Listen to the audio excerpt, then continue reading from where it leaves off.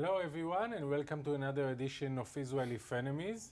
Together with me today in the studio is Dr. Martin Sherman, the head and the founder of the Israeli Institute for Strategic Studies. I'm Yariv Oppenheimer. We have a very busy show like always, so let's get started.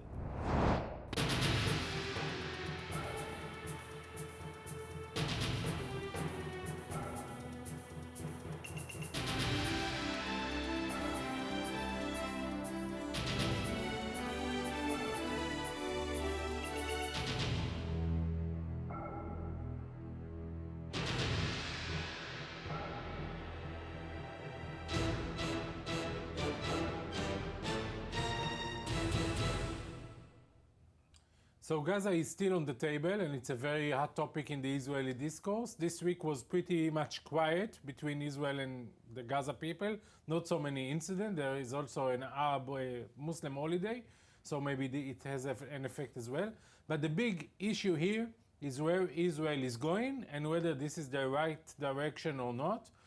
On the table, there is a deal between Israel, Qatar, Egypt, the UN, and Hamas. And according to the reports about this deal will eventually lead to a ceasefire, a long-run ceasefire between Israel and Hamas, but also opening Hamas, taking off the siege, having some kind of a route between Gaza and Cyprus, a route for ships and trade, and even there is a discussion about opening the airport in Gaza Strip.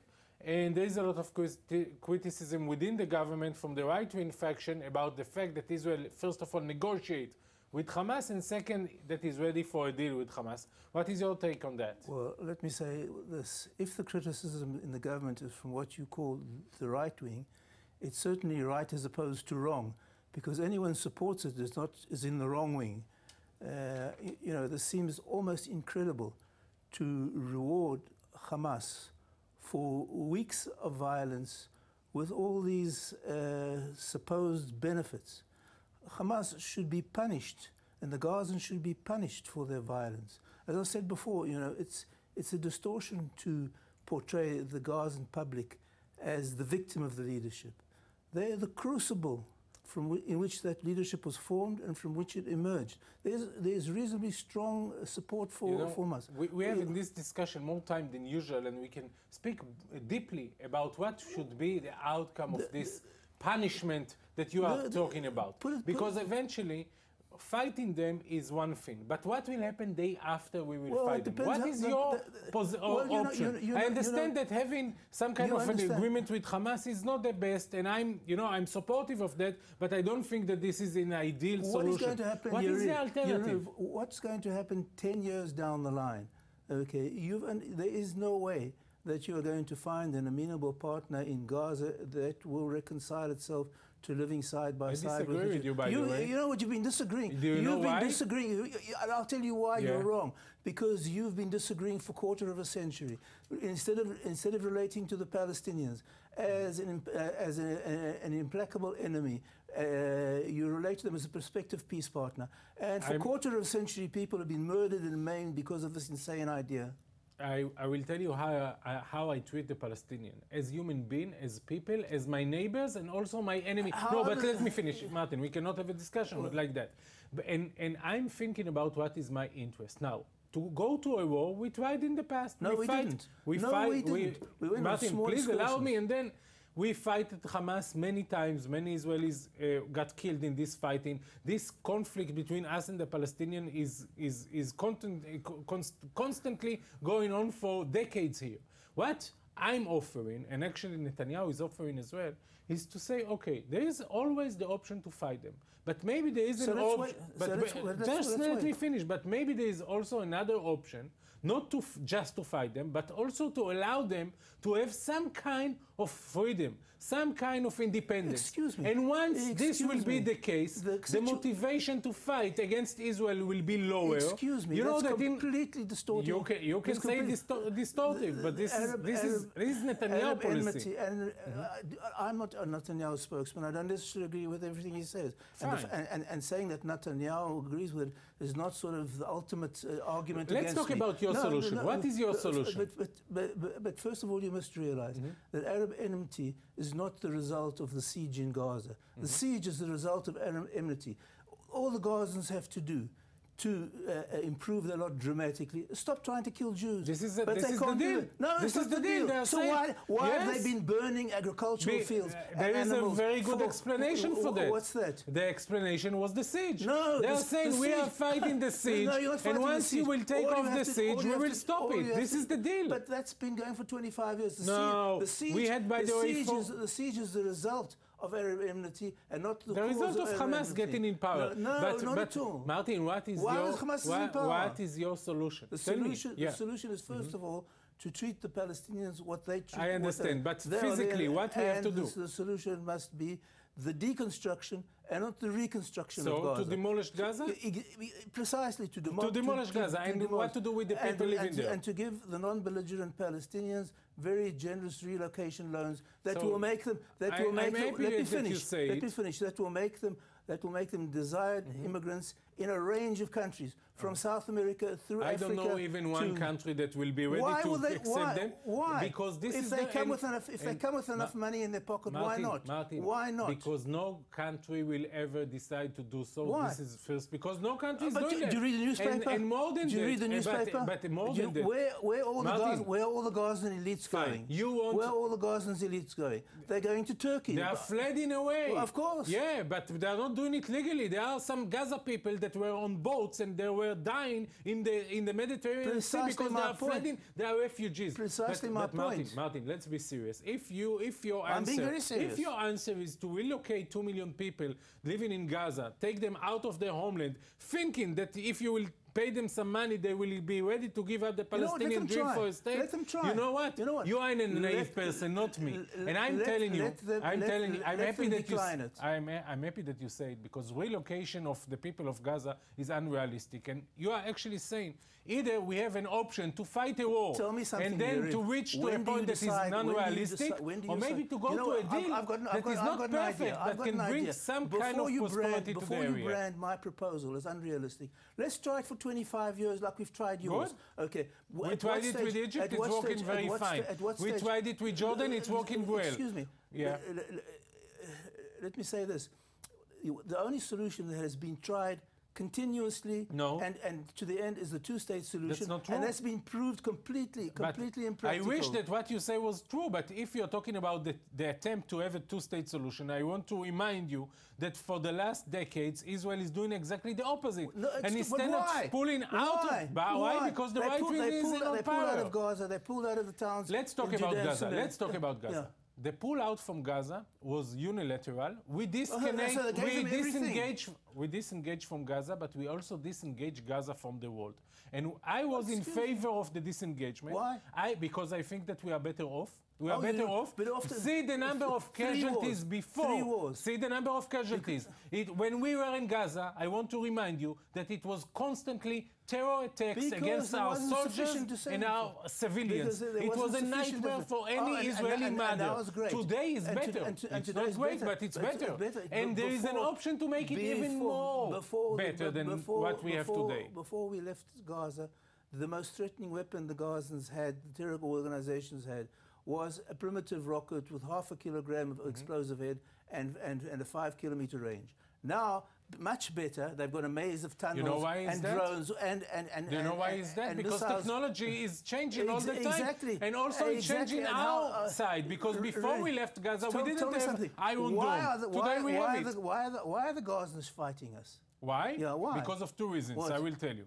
The first one is the siege. The siege is the result of them fighting us. No, that's not true. The siege was a political decision in order to take down Hamas. And second, because the Gaza people don't see themselves just as Gaza people. They see themselves as Palestinians. Since when? Since when was Gaza connected to the Jerusalem area? Meaning, what rubbish. They are part of the Palestinian people, and meaning that they will ready to sign a real peace treaty, not just a ceasefire, once there will be a two-state solution, Israel and Palestine, that Gaza is part of Palestine. A two-stage solution. A two-stage solution is what you're talking about. A two-stage solution. That Gaza is part of it. Not three-state solution. You know why I'm not...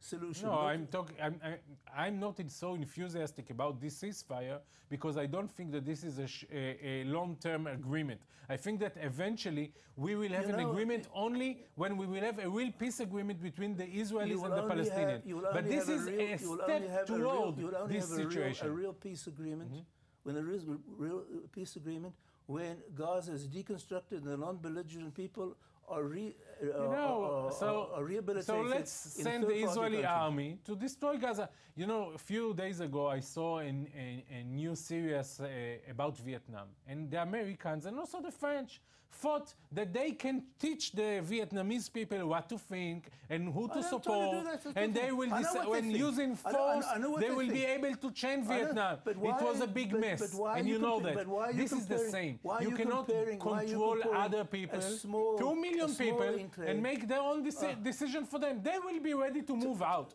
They will not ready to move up. They will never be ready to move out. And you and I are not going to go anywhere. I'll tell you what the last quarter of a century has proven. That they are not ready to accept an independent Jewish state.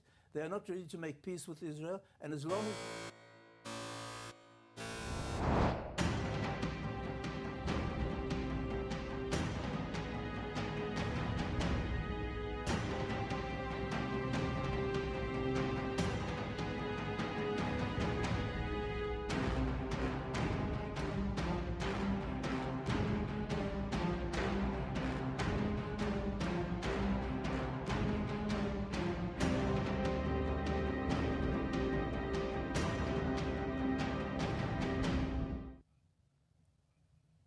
Moving on to our next topic, there have been growing signs that the Arab sector in Israel is increasingly rejecting the status of Israel as the nation state of the Jewish people. Its elected officials have basically stated this explicitly, and there are growing signs that this is a sentiment that's spreading throughout the sector. What do you think? First of all, I understand that next to us we have Israeli citizens that they are not Jewish. And by the way, even if they wish to become Jewish, they cannot, because the Jewish people cannot accept new people into becoming Jewish. Therefore, these people, and we are talking about 20% of the population that are a big minority, they are not Zionists. They are not supporting the Zionist movement. So they're not. So they're not loyal to the nation state of the Jewish people. This is the way of being loyal. This is how you see when people think and support an idea. This is the evidence that they are loyal or not. Of course. For me, no way. For me, a loyal person is someone that is paying its taxes, accepting the Israeli law, and is a good citizen. But he can think that the law is wrong. He can think that the Zionist movement idea are false. But he's still part of the Israeli government, Israeli people. I agree with you that the Arab population here is not actively disloyal. There is no active insurrection, but they're all, or a large portion, are passively disloyal. I will remind you that... What do you expect of an Israeli Arab? To say, you know what? Well, you know, I was born Arab, a Muslim, but you are Jewish, so you are superior than me. No, you accept them to say, yeah, it's fine? No, it's got nothing to do with superiority. It's got to do with the national character of the state. They have equal civil rights, but they must accept the fact that this is the nation state of the Jewish people. The flag, fine, the anthem. No, they do not. Even a Supreme Court judge who gets his salary from the government cannot sing. Of course. Why, of course? Because the Israeli national anthem is saying the word Jewish. Exactly. Now, this Supreme Court person, a judge, he cannot say, I'm a Jewish. That's right, it will be a lie. Therefore, he accepts the national anthem, he stand up quietly, but he cannot say the word. And I don't want to force him. What I'm expecting from the Israeli Arabs, or the Arabs living in Israel, is to say, we are an Israeli citizens, we have a passport with the Israeli symbol, we know that this is the flag and this is the national anthem. If we were a majority, we will change it totally, but we are a minority, and we accept it. By the way, there are Jewish Israelis that are very orthodox. They wish that no one single car will go in a Saturday on Shabbat in Israel. They don't like the current situation, but they're saying, okay, we accept it. They are loyal, they are part of the society, although they disbelieve in the democracy values. Inappropriate Why? comparison. It's about beliefs. Over 80%. It's about the ideology. Over 80% of the Arab population voted en bloc for a party which is completely diverse from radical Muslims to communists. The only thing... Do you remember that we pushed them to one together because we made it more difficult to become elected? The only thing that unites them is the rejection of Israel as a nation state of the people. Not only that, their elected officials time and time again have, by their actions, whether it's smuggling phones into terrorist One person did it. One person did it. Do you know that in the right wing there are people that kill Palestinians? So all the right wing people are killing Palestinians? No, don't go there. I don't think these are the elected officials, my friend. There were very senior people in the right wing. Not only that. Azmi Bashara was he fled away. Iran. Why? Because he was aiding Hezbollah in the war. The same thing. We still don't know that for sure. But you know, really, you don't take one. Don't take one or two and say this is the whole population. These are the elected. Look, if the Arab population was really interested in furthering their socio-economic standards, there were other parties they could vote for. There were other parties they could have voted for. Who didn't cross the threshold. I will go with you. So what you say is what's really important for them are people who reject Israel and the Zionist ideal. In the state of Israel, there is a democracy. And if we will continue to behave as democracy, the number of Israeli Arabs that will feel that they cannot be loyal to the country will be higher because we are a democracy, and they are feeling that even if they are minority and they cannot identify themselves with the national anthem, they are still equal citizens that have equal rights. Once you promote, just a second, once you promote the Jewish state bill, once you are speaking about them as loyal and not loyal, what you are doing, you are actually helping the extremists in the Arab side to feel that the state of Israel is not democratic anymore, and they are living under Israeli occupation within their own state. What you're doing is totally distorted. There was a previous basic law which ensured civil liberties and even referred to the Declaration of Independence, called Basic Law of Human Dignity and Liberty. That was standing. Then, in order to balance that, they had... What do you mean by balance? I'll tell you what I mean by balance that. Yeah. Because those two laws are constitutional, or part of a constitutional whole. No one changed it. If you only had the one without the other, you could easily challenge the law of return. That's not true. Well, of course it's true. Of course it's true. It's not true, and you know what is the... return is a discriminatory law and it's not a basic law. An Arab cannot bring his family from Gaza. May I answer and for that? And a Druze officer can't bring his family from Syria. So I will answer for you. The proof is that this immigration law, the law of return for Jewish people into Israel, never changed. And the Supreme Court never changed it. And the Supreme Court accept the position of the... No, but Martin, allow me to finish the sentence. So there is no problem.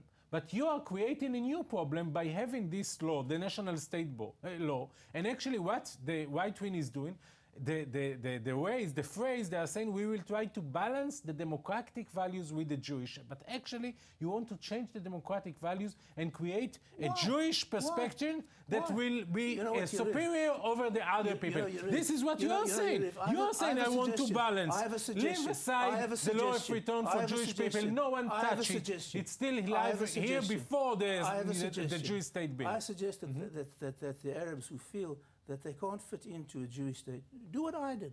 I lived abroad.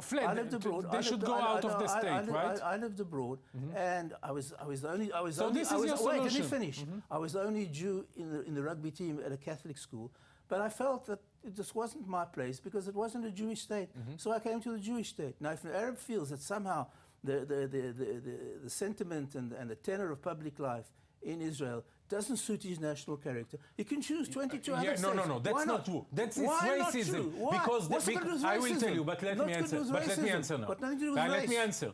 This is a racist argument, and I will explain to you why. Because Palestinians are not just Arabs, they are Palestinian. They have nothing to do with Syria, they have nothing to do with Egypt. Excuse me?